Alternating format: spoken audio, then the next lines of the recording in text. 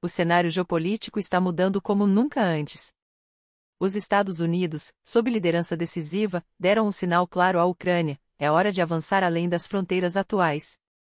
A Europa acelera o corte definitivo do petróleo russo, e a presidente da Comissão Europeia, Ursula von der Leyen, já traçou novos prazos. Enquanto isso, o secretário de Defesa americano não poupou palavras ao condenar as provocações aéreas de Moscou, e o chefe do Pentágono foi ainda mais contundente. A Ucrânia, por sua vez, intensificou as sanções contra drones que abalam a indústria petrolífera russa. O resultado: um colapso sem precedentes, postos de gasolina vazios, uma crise que expõe a fragilidade do regime de Putin. A liberdade de expressão triunfou, e uma voz que irritou os conservadores volta a ecoar com força nos Estados Unidos. Mas quem arcara com os custos da máquina de guerra do Kremlin? E como isso afeta você?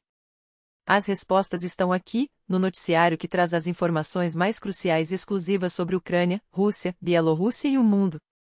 Antes de qualquer outro, com clareza e profundidade. Tudo o que você precisa saber hoje, em um só lugar. Donald Trump, mesmo afastado do poder, nunca havia sido tão incisivo contra o Kremlin. Após analisar a fundo a situação militar e econômica entre Ucrânia e Rússia, ele deixou claro, com o apoio da União Europeia, que Kiev não apenas pode recuperar seus territórios, como também restaurar a integridade de 1991 e ir além. Em suas palavras, a Ucrânia possui um espírito indomável, e com o respaldo da OTAN, tem condições de reverter o jogo. Enquanto isso, a Rússia, após 3 anos e meio de conflito, revela sua verdadeira face, um gigante com pés de barro, incapaz de vencer uma guerra que, em tese, deveria ter sido decidida em dias. A economia russa está à beira do colapso. Trump não teve dúvidas ao afirmar que chegou a hora de a Ucrânia agir.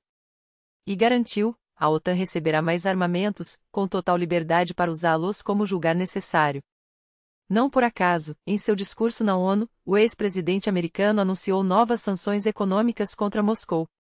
Se a Rússia persistir na guerra, os Estados Unidos estão prontos para impor tarifas tão altas que farão o regime de Putin sangrar, literalmente. A União Europeia, por sua vez, pode abandonar o petróleo russo ainda este ano. Ursula von der Leyen foi taxativa: a dependência energética de Moscou está com os dias contados.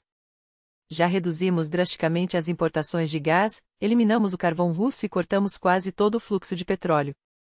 Agora, o objetivo é zerar o que resta. Portos que recebem gás natural liquefeito da Rússia estão na mira, e novas tarifas sobre o petróleo que ainda chega à Europa serão aplicadas. Cada gota que sustenta o regime de Putin será cortada. E quem ainda financia essa máquina de guerra? Trump apontou o dedo para o único aliado de Moscou na Europa, Viktor Orbán.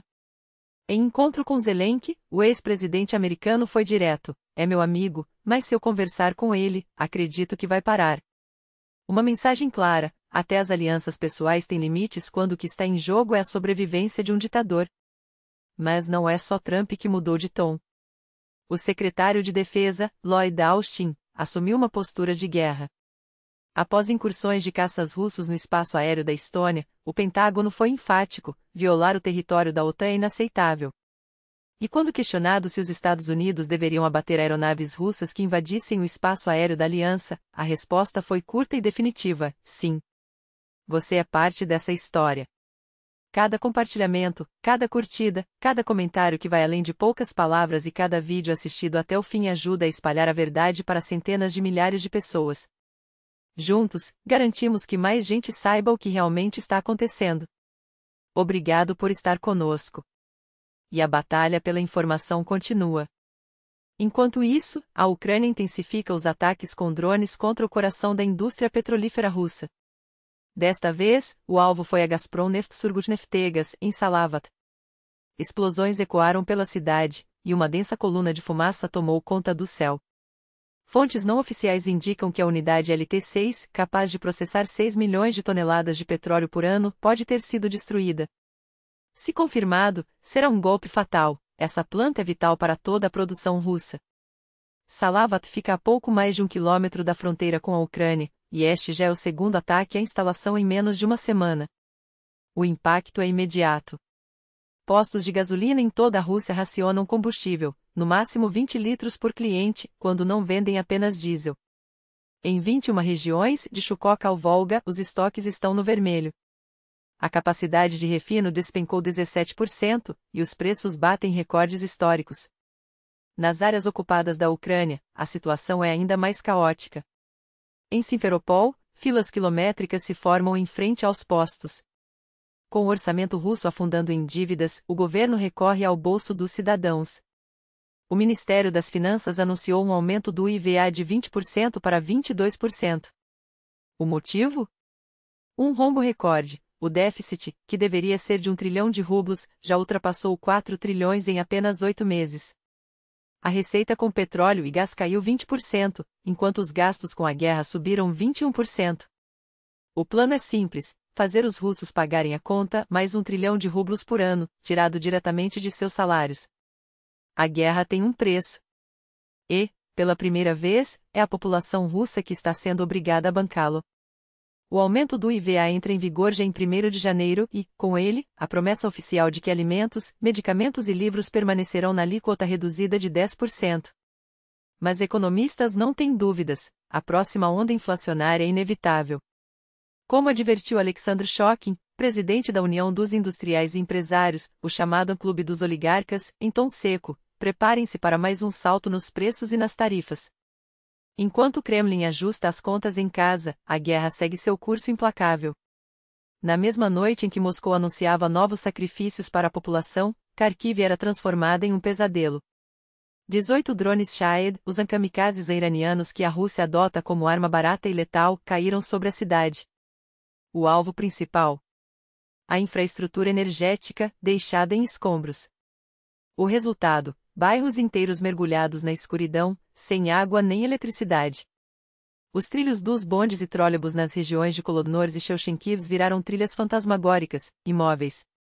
No lugar, ônibus circularam como ambulâncias de uma cidade sitiada.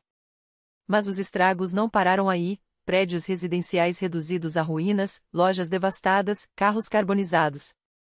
Incêndios se alastraram como uma praga, engolindo não só Kharkiv, mas também cidades vizinhas, Chuiv e Bududukil, onde casas queimaram com moradores ainda dentro.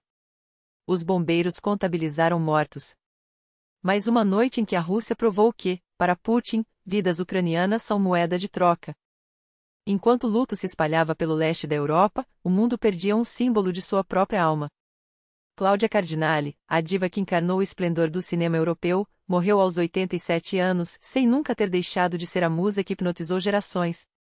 Nascida em 1938, em Tunis, filha de italianos, seu destino foi escrito por um acaso que só o cinema sabe criar. Um concurso de beleza a levou ao Festival de Veneza, onde foi descoberta por Franco Cristaldi, o produtor que se tornaria seu marido e seu trampolim para a eternidade. Nos anos 1950, irrompeu nas telas com a força de um furacão. Foi Luchino Visconti quem a imortalizou em Enrolco e seus irmãos, em 1960, mas foi o mundo inteiro que se rendeu àquela mistura de elegância selvagem e olhares que pareciam guardar segredos milenares. De Fellini a Leone, de O Leopardo a Era uma Vez no Oeste, Cardinale não foi apenas uma atriz, foi a encarnação de uma era em que o cinema ainda acreditava em magia. Do outro lado do Atlântico, a magia dava lugar à polêmica. Jimmy Kimmel voltou ao ar na ABC após uma semana de suspensão, recebido por uma salva de palmas que soou como um veredicto: a plateia não o abandonara. Com a voz embargada, o apresentador pediu desculpas pelos comentários sobre a morte do influencer conservador Charlie Kirk, palavras que, segundo ele, não tinham a intenção de humilhar os enlutados, mas que, ainda assim, acenderam a fogueira da direita americana. Donald Trump, é claro, não perdeu a chance. Atacou Kimmel com a fúria de quem vê na censura uma arma política. O apresentador foi tirado do ar, mas voltou mais forte, transformando seu programa em um manifesto pela liberdade de expressão. Isso aqui não é sobre mim, disparou. É sobre um país onde ainda podemos dizer o que pensamos, mesmo que isso irrite um ex-presidente que faria qualquer coisa para nos calar. A ironia. As tentativas de Trump de cancelar Kimmel tiveram o efeito oposto. Milhões que nem sabiam quem era o apresentador agora o assistem, virando sua audiência em um ato de resistência. Hollywood não ficou de braços cruzados. Mais de 400 estrelas, de Meryl Streep a Robert De Niro, assinaram uma carta aberta em defesa de Kimmel, denunciando o ataque à liberdade de expressão como uma ameaça à democracia. Nas ruas, cartazes com I'm bring back Jimmy and devolvam o Jimmy pipocaram de costa a costa.